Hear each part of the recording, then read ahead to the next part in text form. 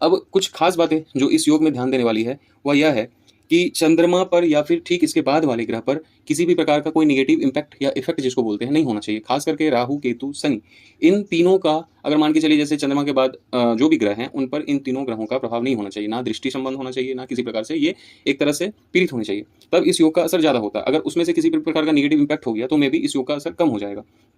यहाँ ध्यान देने वाली बात यह है कि इस योग में सबसे महत्वपूर्ण रोल जो है वो चंद्रमा का है। ठीक, उसके अलावा इस योग का प्रभाव कितना ज़्यादा होगा ये बात इस बात पर भी निर्भर करती है कि जो बाद वाले ग्रह हैं उनका स्वभाव कैसा है, उनकी स्थिति कैसी है और उनका बल कितना है। खास करके यह योग उस केस में प्रभावी होगा जब चंद्रमा अपने अच्छे पोजीशन में हो और साथ साथ उसके बाद वाले जो ग्रह है उनका पोजीशन भी काफ़ी अच्छा हो।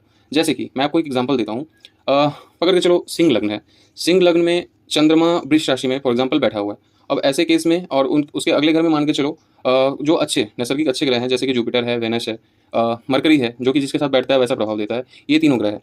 तो ऐसे केस में सिंह लग्न में ये योग बन रहा है 11वें और 10वें घर को इफेक्ट कर रहा है, जस्ट बिकॉज क्योंकि चंद्रमा वृष राशि में है और जुपिटर, वेनस और मरकरी ठीक उसके आगे बैठे हैं और किसी भी प्रकार का इन पर अगर निगेटिव इम्पैक्ट नहीं है तो ऐसे केस में यह योग बहुत ज़्यादा प्रबल हो जाता है। और ऐसे लोगों का जितना भी मैंने क्वालिटी बताया या जो भी मैंने फीचर अच्छी अच्छी बातें बताई इस योग की वो सारे उन पर लागू होंगी। ऐसे लोग काफ़ी ज़्यादा प्रोस्पेरिटी हासिल करेंगे लाइफ में।